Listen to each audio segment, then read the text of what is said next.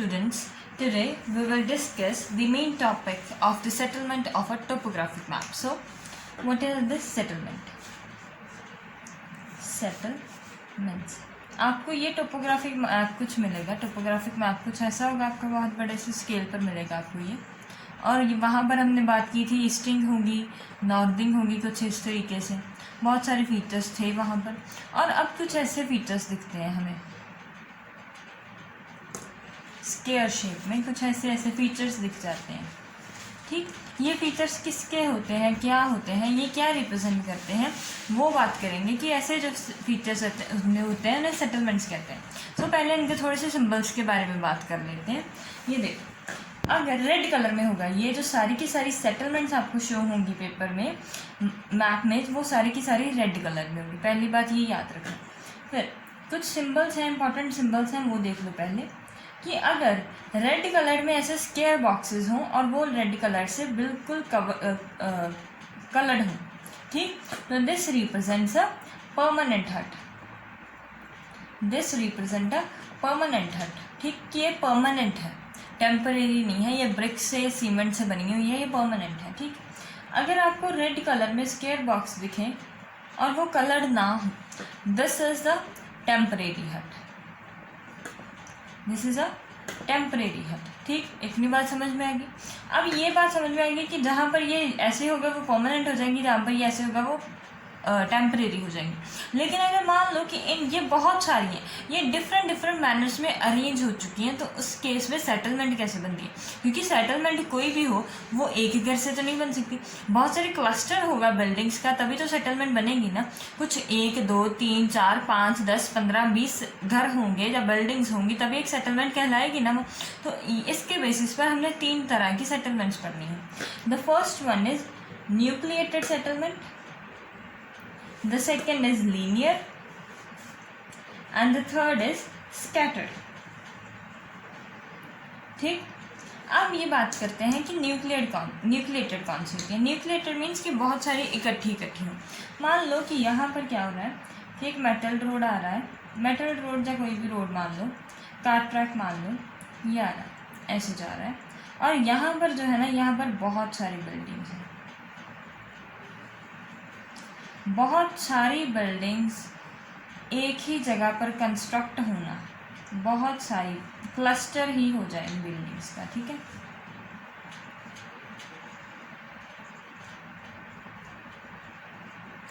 ऐसा कुछ। ये कौन सी सेटलमेंट आएगी आपके पास? न्यूक्लिएटेड सेटलमेंट, जिसके पास बहुत सारी बिल्डिंग्स आएंगी, that is the nucleated settlement. इसको हम कैसे याद करेंगे? क्लस्टर से। यहाँ पर क्लस्टर हो रखा होता है हट्स का। ठीक है, अब लीनियर वाली कैसी जाती हैं कि अगर मान लो कि ये रोड जा रहा है, कोई हमारे पास ये रोड है, ठीक, कुछ 2-4 यहाँ पर हो जाए, 2-4 यहाँ पर एक सेटलमेंट आ जाए, फिर कुछ इतनी दूरी पर रोड के अलॉन्ग थोड़ी सी सेटलमेंट आ जाए, कुछ ऐसे। ये मैंने कार ट्रैक ड्रॉ किया था और उसके अलॉन्ग कुछ आ जाए। ठीक, ऐसे। यहाँ हो सकता है कि मेटल रोड आ जाए और यहाँ पर कुछ बिल्डिंग्स आ जाए जो क्लस्टर हो। मान लो कि यहाँ पर कोई ढाबा है, ढाबा हो गया, कोई बिल्डिंग आ गई, कोई म्यूजियम आ गया रोड पर, कोई रेस्टोरेंट आ गया, कोई रिजॉर्ट आ गया, कुछ ऐसी बिल्डिंग्स वहाँ पर आ सकती हैं जो रोड के ऊपर होती हैं। हो सकता है कि ये सिंपल घर भी होंगे, कोई भी बिल्डिंग जो इस तरह से अरेंज हो कि कोई रोड जा रहा है और उसके ऊपर लीनियरली अरेंज हो, that is the linear settlement. ठीक, अब स्कैटर्ड कौन सी होती हैं कि अगर मान लो कि ये रोड जा रहा है, एक हट यहाँ पर दिखे, फिर दूसरी यहाँ पर, तीसरी यहाँ पर, चौथी यहाँ पर, पांचवी यहाँ पर। ज़रूरी नहीं है कि ये रोड के अलॉन्ग होनी चाहिए, कहीं पर भी लेकिन बहुत दूर हो। ठीक, ये तो मैंने सिंपल एक एग्जांपल दी। ये इसमें केस में ज़रूरी है कि वो लीनियर कैसे आएंगे कि रोड जा रहा हो और उसके आसपास हो और थोड़े से डिस्टेंस पर हो। ठीक, that is the linear one. और जो बहुत सारी बिल्डिंग्स इकट्ठी हो रखी हों, दैट इज़ द न्यूक्लिएटेड। और जो बहुत दूर हो वो होती है स्कैटर्ड सेटलमेंट। यहाँ तक बात समझ में आई? अब बात करते हैं कि इस पर क्वेश्चन कैसा आता है। इस पर जर्नली क्वेश्चन आता है, और क्वेश्चन ये पूछता है वो, विच इज़ the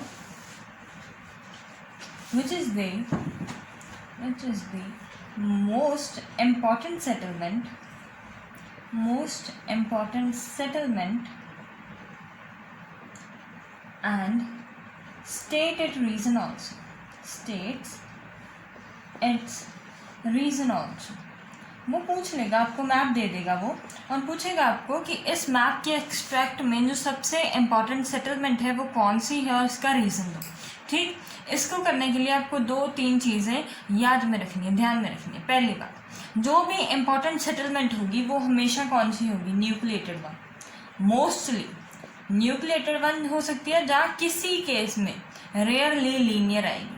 पहली प्रायोरिटी आपकी रहेगी कि वो न्यूक्लिएटेड हो, सेकंड प्रायोरिटी रहेगी कि वो लीनियर हो, और जो स्कैटर्ड होती है वो कभी भी इंपॉर्टेंट सेटलमेंट बनती नहीं है, जनरली नहीं बनती है। ठीक है, जो न्यूक्लिएटेड सेटलमेंट होगी वही इंपॉर्टेंट सेटलमेंट होगी। अब आगे इनमें भी अगर आपको 2-3 न्यूक्लिएटेड सेटलमेंट मिल जाए तो कौन कौन सी चीज़ों से हम पता लगा सकते हैं कि वो इंपॉर्टेंट सेटलमेंट है? पहली बात, वहाँ पर आना चाहिए एक मेटल रोड। अगर वहाँ पर कोई मेटल रोड आ जाए, उसके आसपास मेटल रोड हो जाए, जहाँ वहाँ पर लिखा आ जाए पोस्ट ऑफिस, ये PO means post office, TO means telephone office, या कंबाइंड ऑफिस आ जाए कि PTO ऑफिस है। ठीक, या वहाँ पर लिखा हो हॉस्पिटल, डिस्पेंसरी, वहाँ पर लिखा होता है, जनरली पेपर में आपको गिवन होगा ये सब कुछ। जो भी सेटलमेंट आपके, जैसे ये मैप है ना आपका, यहाँ पर ये जो सेटलमेंट बनी होगी, मान लो कि ये न्यूक्लिएटेड सेटलमेंट बन चुकी है। ठीक, ये न्यूक्लिएटेड सेटलमेंट है, और वहाँ पर कहीं पर ये लिखा होगा PO लिखा होगा, जहाँ लिखा होगा रेस्ट हाउस, या लिखा होगा सर्किट हाउस, CH लिखा होगा, या रेलवे स्टेशन लिखा होगा, या पुलिस स्टेशन, ऐसा कोई भी एक चीज़। डिस्पेंसरी हो जाए, रेलवे स्टेशन हो जाए, पुलिस स्टेशन, इसको मैं बड़ा बड़ा लिख देती हूँ ताकि आपको याद रहे। पुलिस स्टेशन, रेलवे स्टेशन हो वहाँ पर, और हॉस्पिटल आ जाए, जहाँ सर्किट हाउस हो, इधर सर्किट हाउस आ जाए वहाँ पर, या डाक बंगलो आ जाए। ऐसे पॉइंट्स आपने वहाँ पर देखने हैं कि जहाँ पर ऐसे पॉइंट्स लिखे आ जाएं आपको, डाक बंगलो।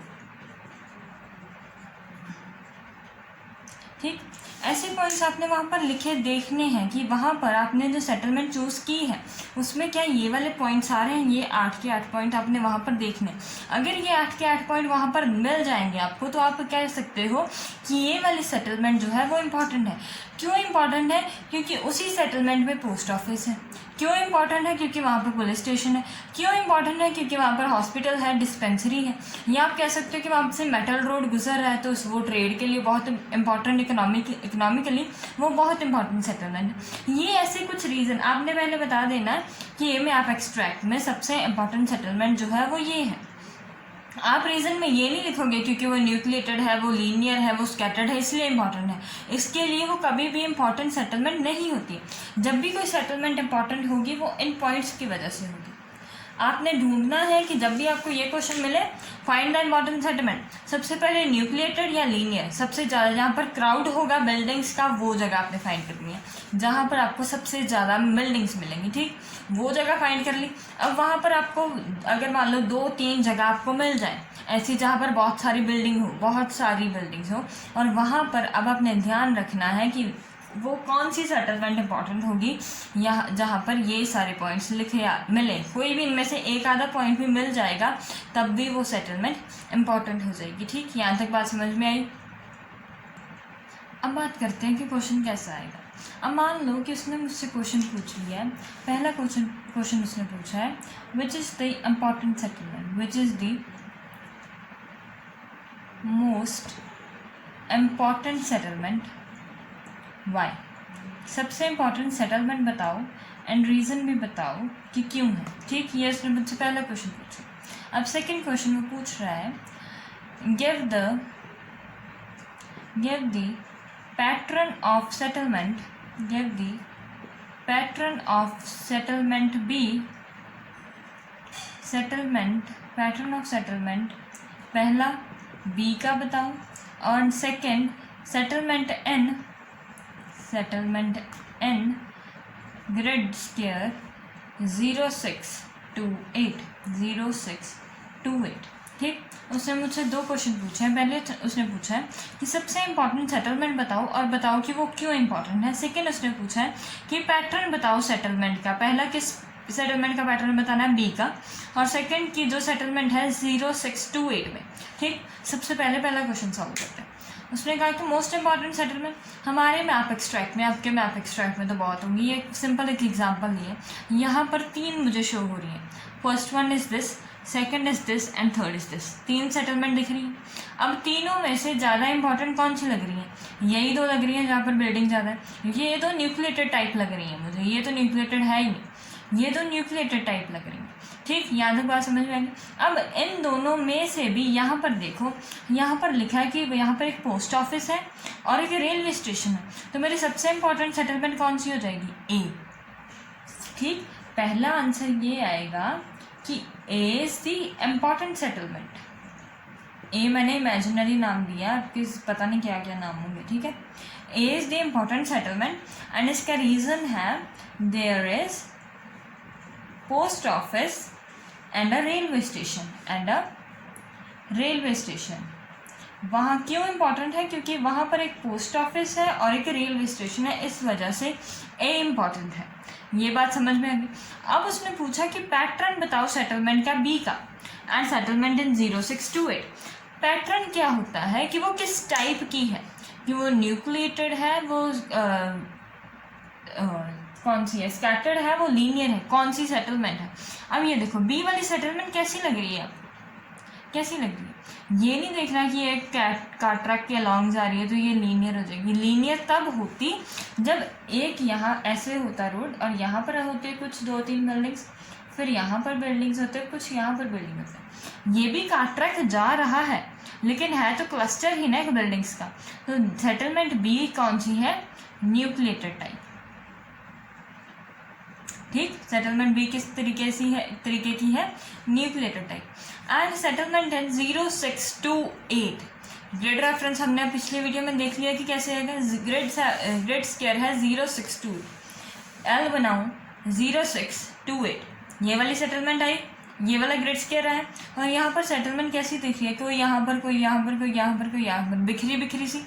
और बिखरे रहने का मतलब क्या होता है? स्कैटर्ड। तो this one is the scattered settlement. ये बात समझ में आ गई आपको? ठीक, आई होप कि आपको ये समझ में आ गया होगा कि अब ये दोनों क्वेश्चन अगर अलग अलग तरीके से आपको सेटलमेंट पर यही 2 क्वेश्चन आएंगे कि वो इम्पॉर्टेंट क्यों है और जहाँ इनका पैटर्न बताओ। तो आई होप कि आपको इस वीडियो से ये पता चल गया होगा कि कैसे आपने ऐसे क्वेश्चंस को टैकल करना है। I hope you like the video. Please like and subscribe my channel. Thank you for watching the video.